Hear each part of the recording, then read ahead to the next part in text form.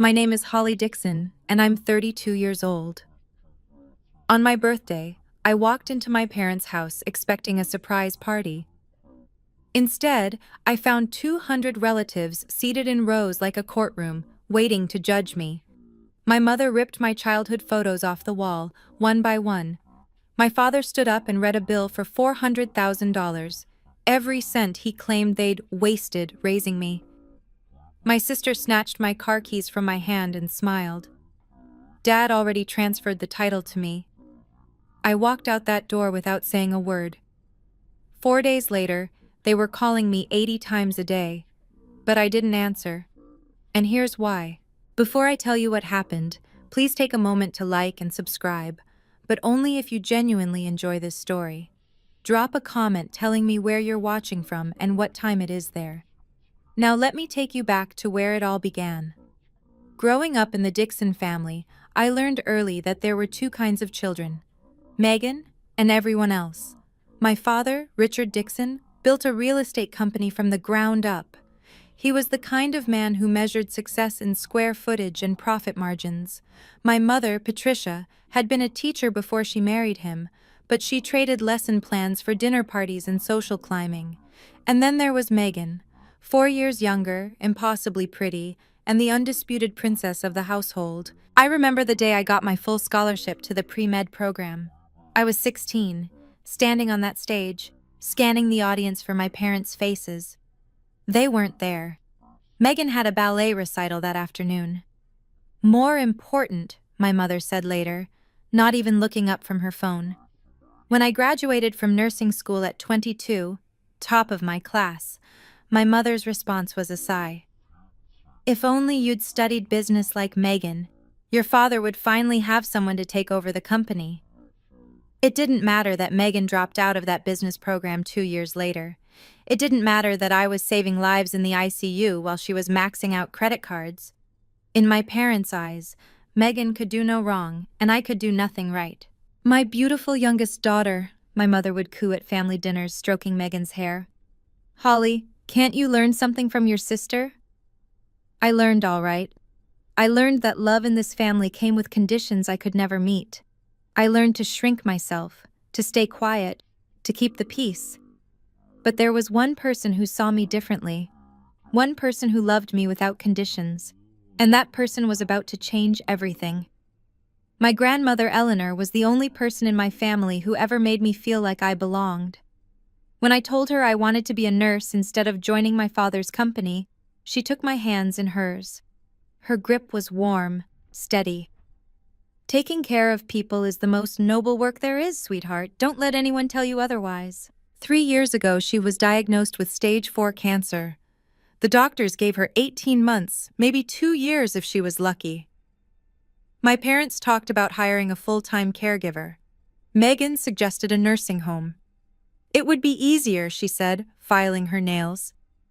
I quit my job that week, moved into Grandma's little house on the edge of town, spent the next 3 years measuring out her medications, holding her hand through the bad nights, reading to her when the pain made sleep impossible.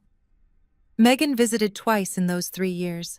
My parents came once a month, stayed 30 minutes, and always left with some excuse about traffic or dinner reservations. But Grandma and we had something real. She told me stories about my grandfather, about her own dreams when she was young. She taught me that strength wasn't about fighting back.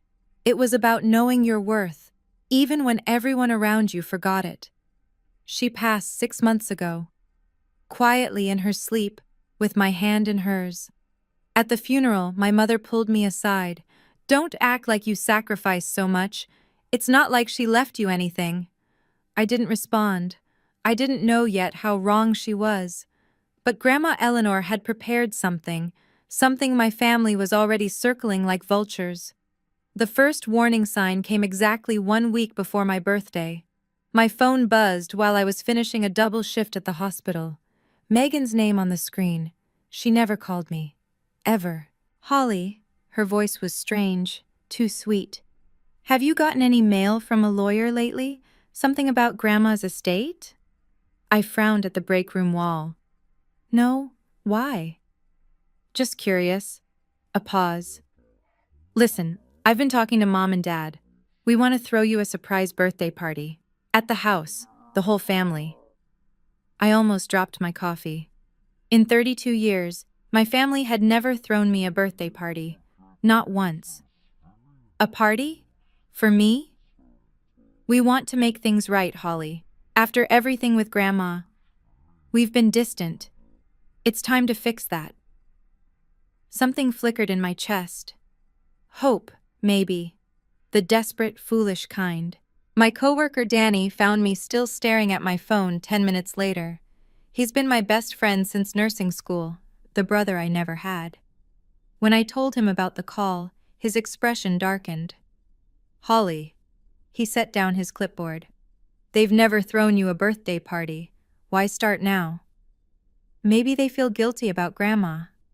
People don't change overnight. They just get better at hiding their intentions. I waved him off. You're being paranoid. But that night, lying in bed, I couldn't shake his words. The strange emphasis in Megan's voice, the question about the lawyer. Why would she ask about that? I told myself it was nothing. That maybe, finally, my family wanted to be a family. I had no idea what was really waiting for me. 3 days before the party, I ran into Aunt Ruth at the grocery store. Ruth was my mother's younger sister, the black sheep, according to my parents. She talked too much and didn't know her place. In other words, she told the truth, and my mother couldn't stand it. Holly. She grabbed my arm in the produce aisle, glancing around like we were being watched. Do you know about Megan? My stomach tightened. Know what? Ruth pulled me behind a display of watermelons. Her voice dropped to a whisper. She's in trouble. Bad trouble. She and Kyle invested everything in cryptocurrency, some scheme Kyle's friend recommended. And? They lost almost $200,000. They're drowning in debt, to the bank, to friends, to everyone. I felt the ground shift beneath me. Does Dad know? No, he's frantic. He's been trying to find money anywhere he can to bail her out. Ruth's grip tightened on my arm. I shouldn't be telling you this, Holly, but you deserve to know. Your family isn't planning a birthday party. They're planning something else. The fluorescent lights suddenly felt too bright, the cheerful store music too loud. What do you mean, something else? Ruth's eyes met mine. There was pity there, and fear. I don't know exactly, but they've been meeting, all three of them, talking about Grandma's estate, about some house. She released my arm. Be careful, Holly, please. She was gone before I could ask anything else, disappearing around the corner like she'd never been there at all. I stood alone among the watermelons, my heart pounding. What did any of this have to do with me? That night, I checked my mailbox for the first time in 2 weeks. Working night shifts at the hospital meant I often forgot about things like mail. Bills went on autopay. Everything important came through email. The physical mailbox was an afterthought. But Ruth's words echoed in my head. A lawyer, Grandma's estate, some house. The envelope was buried beneath credit card offers and grocery flyers, cream-colored heavy paper. In the corner, Law Offices of Gerald Whitmore. I tore it open on my front steps, reading by the glow of my phone. Dear Ms. Dixon, we respectfully request your presence at our offices to discuss matters pertaining to the estate of Eleanor Mitchell. Please contact us at your earliest convenience to schedule an appointment. My grandmother's house, the little place where I'd spent 3 years caring for her. I'd assumed it would go to my mother or be divided among the whole family. That's how these things worked, wasn't it? But this letter was addressed only to me. I dialed the number with shaking fingers. A receptionist answered on the 3rd ring. After a brief hold, she offered me an appointment, the day after my birthday. I hung up and sat in the darkness of my apartment, turning the envelope over in my hands. Megan had asked about a lawyer's letter. My parents were planning something about Grandma's estate. And now this. The pieces were there, but I couldn't quite fit them together. I decided to go to the party anyway. Whatever was happening, I needed to see it for myself. But I wouldn't walk in blind, not this time. That letter sat in my mailbox for 2 weeks. 2 weeks that could have changed everything if I had known what it contained. The night before the party, I couldn't sleep. I lay in bed, staring at the ceiling, thinking about all the times I'd swallowed my voice to keep the peace. When I was 20, my father bought Megan a brand new BMW for her 16th birthday. I'd saved for 3 years to afford my used Honda. No one saw anything wrong with this. When I turned 25, 26, 27, my mother forgot my birthday entirely. Megan got weekend spa trips. I got a text message. Sometimes. At Thanksgiving 2 years ago, Megan announced to the whole table that I was just a nurse because I wasn't smart enough to be a doctor. Everyone laughed. I smiled, said nothing. Every time I stayed silent, I told myself I was being mature, being the bigger person, keeping the family together. But lying there in the dark, I finally understood the truth. Every time I stayed silent to keep the peace, I lost a piece of myself. I thought about what I would lose if I kept this up.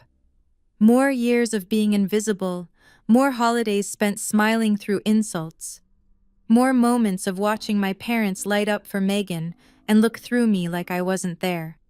I would lose myself entirely, dissolve into the background of my own life until there was nothing left, no more. Whatever happened at that party, whatever my family was planning, I would not let them define me anymore. I would not shrink. I would not disappear. I pulled my grandmother's last letter from my nightstand and read her final words again. Live like you deserve to, sweetheart. I fell asleep with the letter pressed to my chest. I didn't know that promise would be tested in less than 24 hours. I pulled up to my parents' house wearing a navy blue dress, Grandma Eleanor's favorite color. The driveway was packed. Cars lined both sides of the street, spilling onto the neighbor's lawn, far more than I'd expected for a simple birthday party. My first real warning. I texted Danny before getting out. I'm here. Something feels off. Stay close to your phone. His reply came instantly. I'm parked 2 blocks away, just in case. Good old Danny, always prepared for the worst. The front door was unlocked. I stepped inside and froze. The living room had been transformed. Rows of folding chairs stretched across the space, easily 200 of them, all facing a long table at the far end. Like a courtroom, like a trial. Every chair was occupied. I recognized faces from childhood, aunts, uncles, cousins I hadn't seen in years. My parents' business partners, neighbors from the old street. Even people I couldn't name, people who must have been invited just to fill seats. No balloons, no birthday cake, no streamers, just 200 pairs of eyes, all turning to stare at me. Megan appeared at my elbow, her smile too wide, too bright. You made it. Everyone's waiting. Waiting for what? My voice came out steadier than I felt. You'll see. She took my arm and guided me forward. Just go stand by the table. Where's the cake? Later. Megan, what is this? She didn't answer, just kept walking, her manicured nails digging into my sleeve. The crowd parted as we passed. No one said happy birthday. No one smiled. And then I was standing alone in front of that long table, 200 faces staring at me in silence. My father rose from his chair. My father picked up a microphone, the kind they use at weddings for speeches. Thank you all for coming. His voice echoed through the room. Tonight, our family needs to address an important matter. I scanned the crowd, found Aunt Ruth in the back corner, her face pale with dread. For 32 years, my father continued, turning to face me. Your mother and I raised you, fed you, clothed you, paid for your education, gave you everything. Dad? My throat was dry. What's going on? Be quiet. I'm not finished. The room was absolutely silent.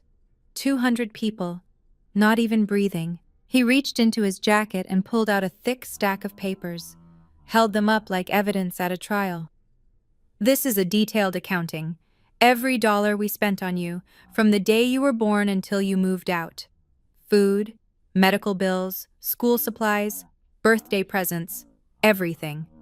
He flipped to the last page, running his finger down to the bottom. The total comes to $400,000. A murmur rippled through the crowd, shocked whispers. Someone coughed. $400,000, my father repeated, his eyes locked on mine. That we wasted on a daughter who turned her back on this family. I didn't turn my back on anyone. You have two choices, Holly. He set the papers on the table with a heavy thud. Pay back every cent, or sign away your claim to your grandmother's house. My blood went cold. My claim to what? Don't play dumb. The lawyer sent you a letter. I haven't even read it yet. Doesn't matter. He slid a document across the table. Sign this, give up the house, and we'll forget all about this bill.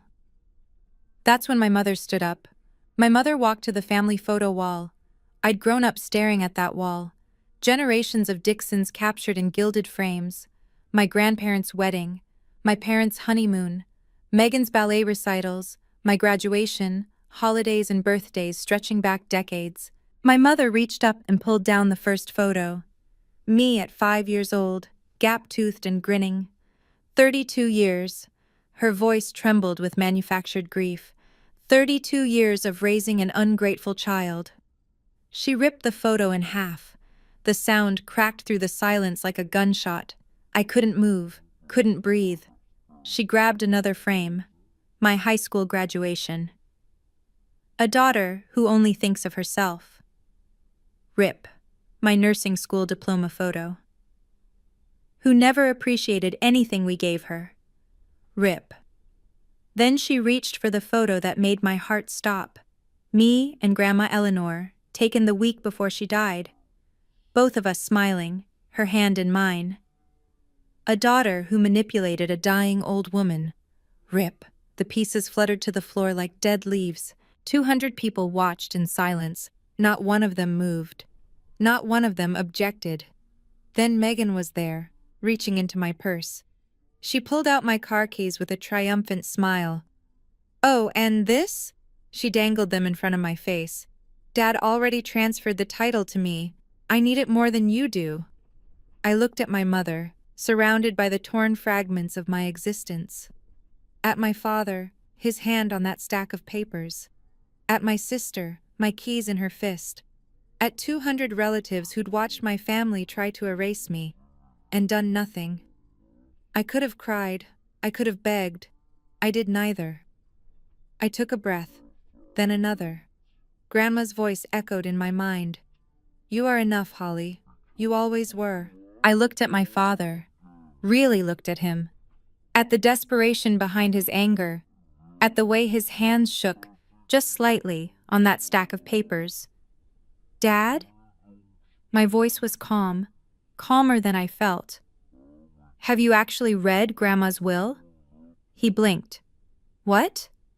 Her will, the legal document. Have you read it yourself? I don't need to read it. The house was supposed to go to the family. You're sure about that? Something flickered across his face. Doubt, maybe, or fear. You're asking me to sign away rights you haven't even verified. I kept my voice level, professional, like I was explaining a diagnosis to a patient. That's not how legal documents work. From the back of the room, Aunt Ruth gave me a small nod. I turned to Megan. How much do you owe exactly? Her face went white. What? The crypto investments. Kyle's sure thing. How deep are you? I don't know what you're talking about. I think you do. Whispers erupted through the crowd. Confused glances, people shifting in their seats. My mother stepped forward. This isn't about Megan. This is about you being selfish. No. I held up my hand. This is about you trying to take something that might not be yours, without even bothering to check. Silence. I looked at the torn photos scattered at my mother's feet, at the car keys still clutched in Megan's fist, at my father's careful accounting of everything I'd supposedly cost him. Then I looked at the door. I won't sign anything tonight. and I certainly won't sign anything under duress in front of 200 people. My father slammed his palm on the table. Sign the paper, Holly, or you're no longer a Dixon. I stood still for a moment, looking at the 200 faces staring back at me. Some curious, some pitying, most just waiting to see what would happen next. This was their entertainment for the evening. My humiliation served up like dinner theater. I reached up and touched the bracelet on my wrist. Grandmother's bracelet, the one she'd given me the day before she died. Slowly, deliberately, I unclasped it and slipped it into my pocket, close to my heart. They didn't deserve to see it. I will not sign anything tonight, I said, my voice carrying across the silent room. I will not make legal decisions while being publicly ambushed, and I will not stand here and let you erase me. My mother's face contorted. How dare you? You've torn my photos off your wall. I cut her off. Dad's demanded payment for raising me. Megan's taken my car. I have nothing left to lose here. I turned and walked toward the door. No one stopped me. No one reached out. No one said wait, or happy birthday, or I'm sorry. 200 people, and not a single one spoke. Danny's car was waiting at the end of the block, just like he'd promised. I climbed into the passenger seat without looking back. You okay? His voice was gentle. No. I stared straight ahead. But I will be. He pulled away from the curb, and my parents' house shrank in the rearview mirror until it disappeared entirely. I didn't know it then, but walking out that door was the best decision I ever made. It just took 4 days for my family to realize what they'd done. Before I tell you what happened in those 4 days, I want to ask you something. Have you ever walked away from a situation that everyone expected you to endure? A moment where you finally said enough? Drop a comment below. I'd love to hear your story.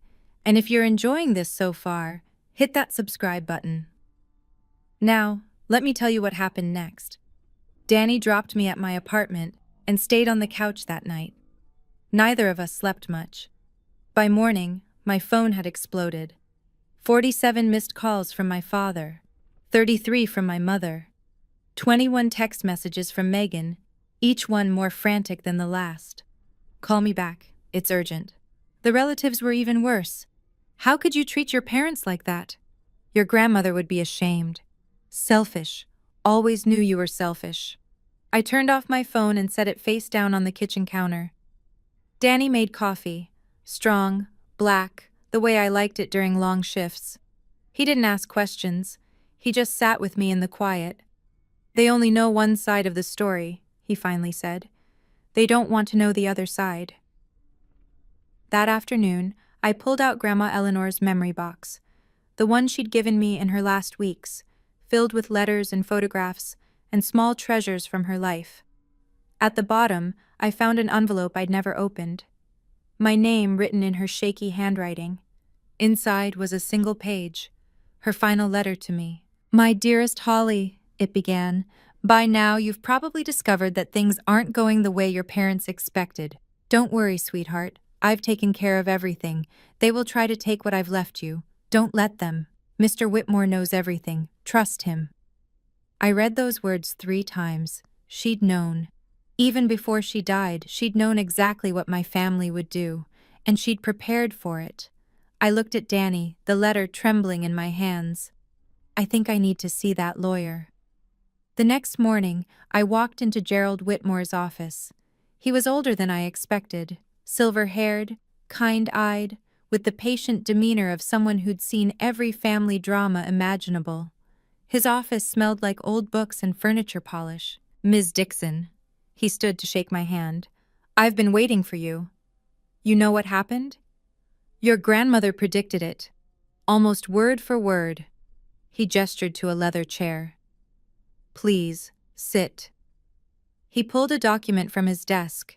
Heavy paper, official seals, notarized signatures. The will. Your grandmother left her house to you, Holly. Not to the family. Not to be divided. To you and you alone. The words didn't make sense at first. Just me? Why? Because you were the only one who was there. His voice softened. 3 years, Miss Dixon.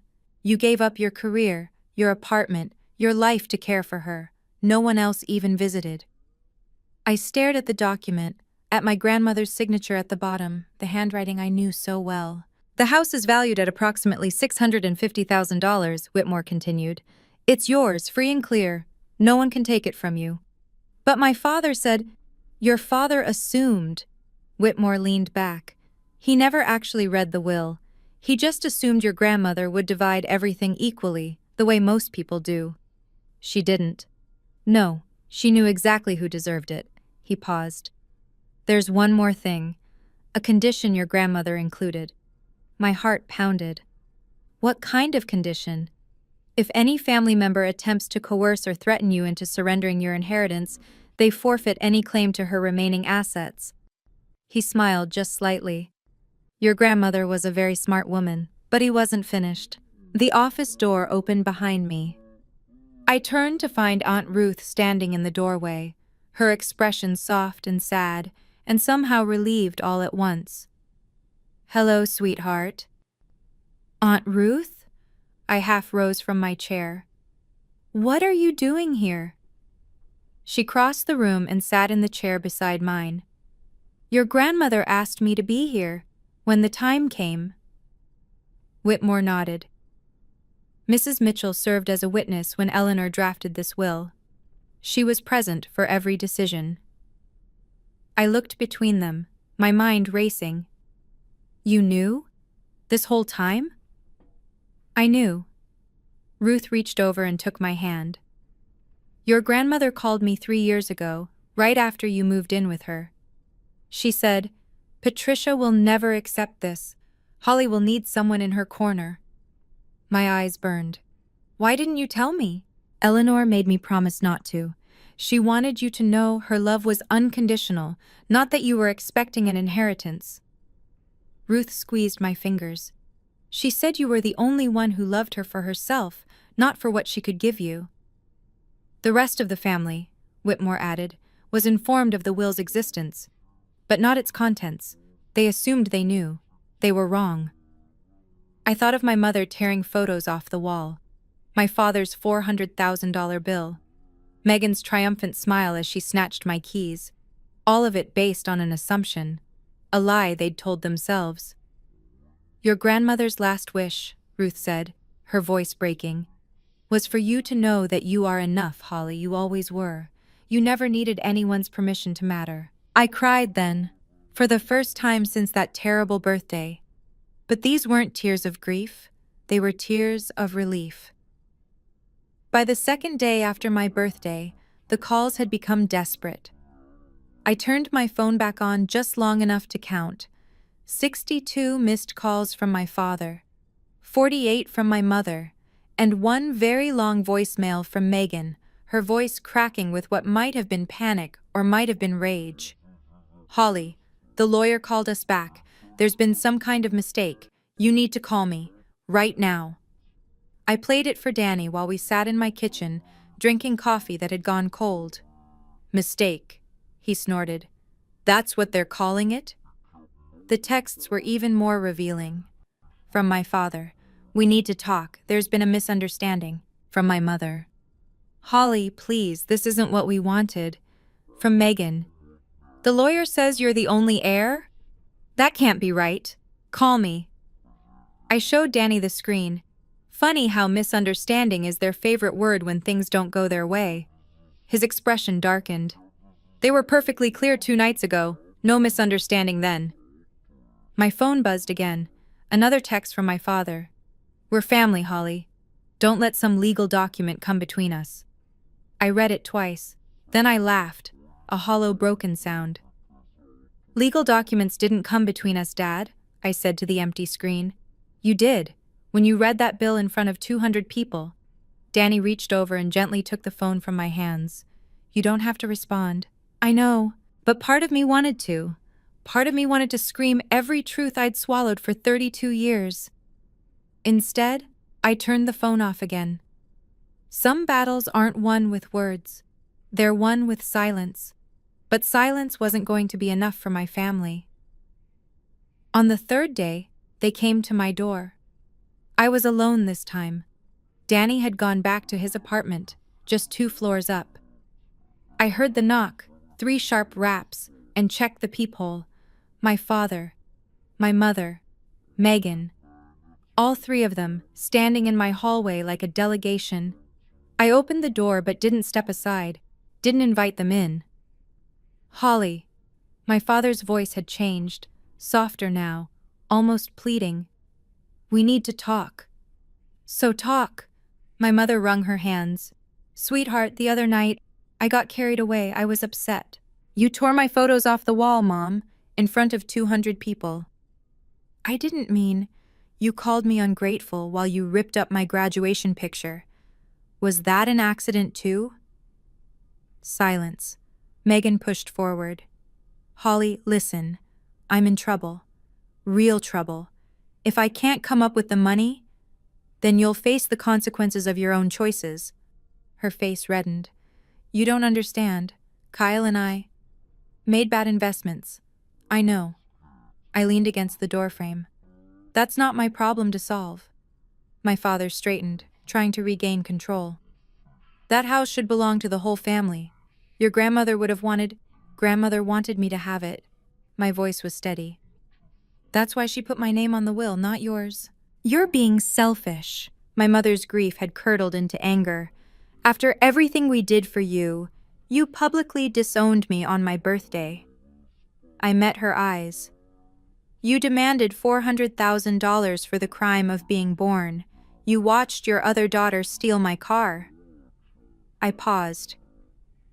And now you want me to pretend we're family? We are family. That's not how this works. My father's phone rang. He glanced at the screen, and I saw something flicker across his face. Annoyance, maybe, or dread. I have to take this, he answered without stepping away. Barbara, now isn't a good... I could hear her voice through the speaker, loud, angry. Richard, I just got off the phone with Gerald Whitmore. My father's jaw tightened. Barbara. He says Holly is the sole beneficiary, that Eleanor left her everything.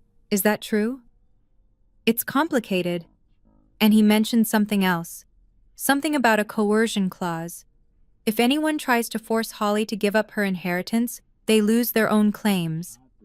My mother's face went gray. Richard, Barbara's voice carried through the hallway. Tell me you didn't publicly disown your daughter over a house that was never yours to begin with. That's not what happened. I was there. I watched Patricia tear those photos. I watched you read that ridiculous bill. Her voice cracked with disgust. 200 people saw what you did, Richard. And now everyone knows the truth. Barbara, please. The whole family is talking. You tried to humiliate your own daughter into giving up her legal inheritance. And you didn't even bother to check if you had a claim. My father's hand shook. The phone trembled against his ear. No one, Barbara continued, her voice like ice, is on your side. Not after this. She hung up. The 4 of us stood in my doorway, frozen. My mother had gone pale. Megan looked like she might cry. My father stared at his phone as if it had betrayed him. I almost felt sorry for them. Almost. I think, I said quietly, you should leave now. I want to pause here and ask you something. If you were in my shoes, standing in that doorway, watching your family realize what they'd done, would you have forgiven them, or would you have walked away for good? Let me know in the comments, and if you want to see how this ends, keep watching. But first, make sure you're subscribed so you don't miss any of my stories. Now, let me tell you what I decided. My father pocketed his phone. When he looked up, his expression had changed. The anger was gone. In its place was something I'd never seen before. Desperation. Holly. His voice was different now, smaller. I'm sorry. I was wrong. Can we please talk about this like adults? I studied his face. Are you sorry because you were wrong, or because everyone found out? He didn't answer. That's what I thought. My mother pushed past him, tears streaming down her face. Holly, please. Megan needs help. She's your sister. If she loses everything, then she loses everything. I kept my voice calm, steady, like explaining to a patient why we couldn't give them the medication they wanted. She's a grown woman, Mom. She made her own choices. You heartless. Megan stepped forward, fists clenched. I'm your sister. And you took my car keys out of my hand while our mother destroyed my childhood photos. I didn't flinch. You don't get to play the family card after that. My father tried again. The house belongs with the family. That's what your grandmother would have wanted. Grandmother wanted me to have it. She put it in writing. She hired a lawyer. She made a witness sign. I straightened my shoulders. That's not an opinion, Dad. That's a legal fact. So you're just going to keep it? All of it? I'm going to honor grandmother's wishes, exactly as she specified. He stared at me for a long moment. Then something in him seemed to break. Fine. His voice was cold again, defeated. Don't come crying to us when you realize what you've thrown away. I won't. I stepped back and put my hand on the door. I'm not abandoning family, Dad. I'm just done being treated like I don't exist. I closed the door in their faces. The fourth day, I returned to Mr. Whitmore's office. Sunlight streamed through his windows, catching dust motes in the air. Everything felt calmer now, clearer. I've made my decision, I said, settling into the leather chair. I want to keep the house, but I don't want to sell it. Whitmore nodded, pulling out a fresh stack of documents. What would you like to do with it? Grandmother always said she wanted it to be a peaceful place, somewhere quiet, safe. I paused, remembering our conversations on her porch. I'll keep it exactly as she left it. Live in it. Take care of it. A fitting tribute. I signed the ownership transfer papers with a steady hand. Each signature felt like a small victory. There's one more matter, Whitmore said, sliding another document across the desk. Regarding the vehicle. I'd almost forgotten. The car Megan took. Your father had no legal authority to transfer the title. The vehicle was registered in your name, purchased with your funds. The transfer was invalid. What does that mean? It means we can file a complaint. Have the registration corrected. He leaned back. Essentially, get your car back. For the first time in days, I almost smiled. Let's do that. As I signed the last paper, I looked up. Mr. Whitmore, did my grandmother ever say anything about my family? Before she died? He was quiet for a moment. Then, she said, they won't understand, but Holly will, and that's enough. My eyes stung. She really knew them, didn't she? She knew all of you. He smiled gently. That's why she made the choices she did. I left his office with the deed in my hands and peace in my heart. The hard part was over. The healing was just beginning. Within a week, the fallout had spread far beyond my doorway. The 200 people who'd watched my public humiliation had started talking. And talking. And talking. News travels fast in families. It travels even faster when there's scandal involved. I heard about it from Aunt Ruth, who called me every few days now. Your parents' friends are distancing themselves, she told me over the phone. The Hendersons canceled their standing dinner date. The Watsons stopped returning calls. I didn't ask for that. You didn't have to. People saw what they did, Holly. They drew their own conclusions. Worse came from the business world. My father's real estate company depended on reputation, on trust, on the image of a solid family man making solid deals.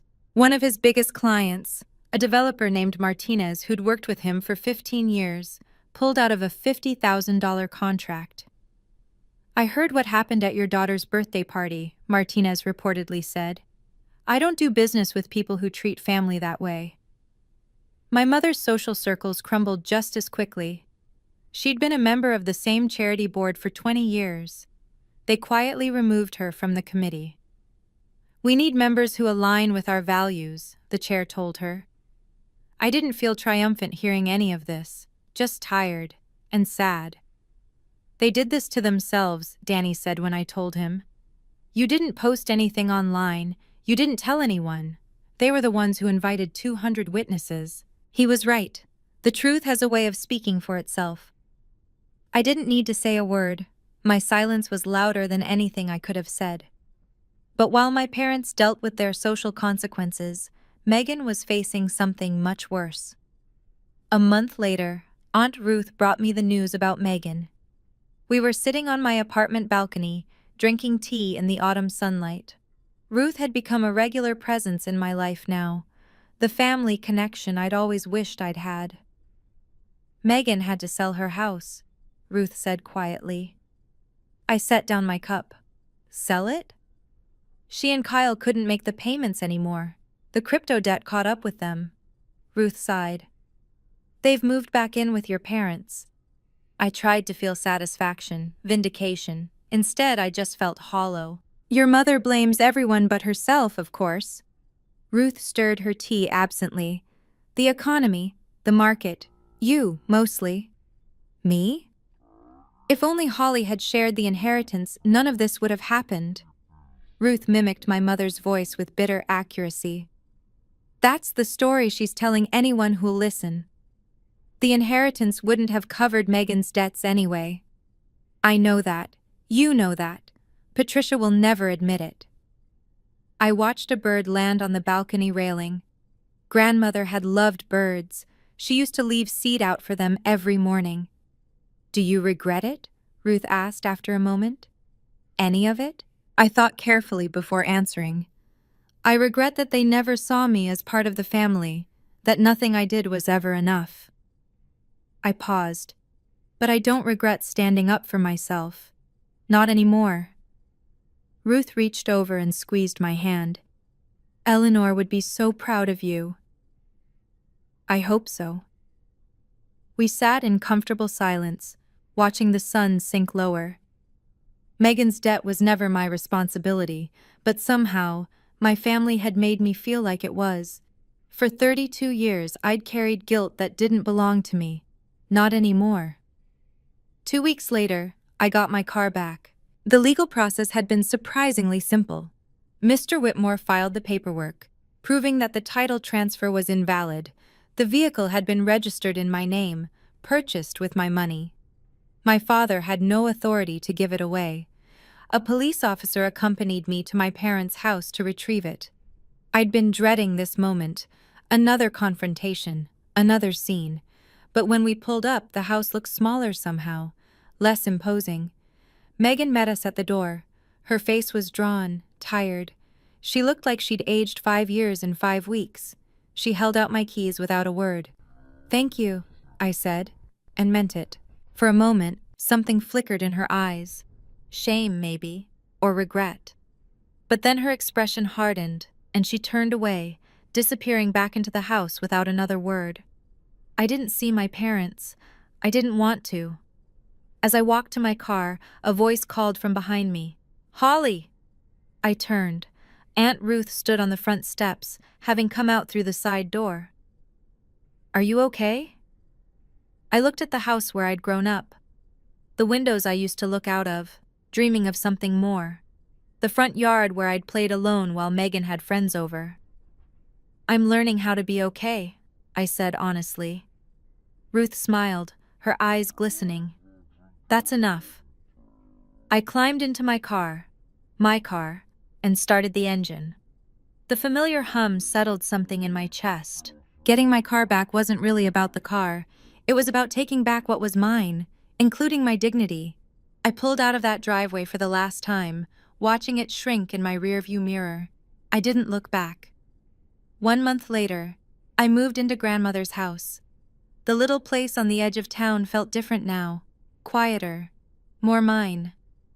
I spent the first week cleaning, organizing, letting her presence settle around me like a warm blanket. I kept her favorite chair by the window, her tea set in the kitchen, the bird feeder she'd filled every morning for 40 years. Some things I changed. Fresh paint in the bedroom, new curtains in the living room. Small touches that made the space feel like both of us, together. Once I was settled, I sent one final message to my parents. It took me 3 hours to write.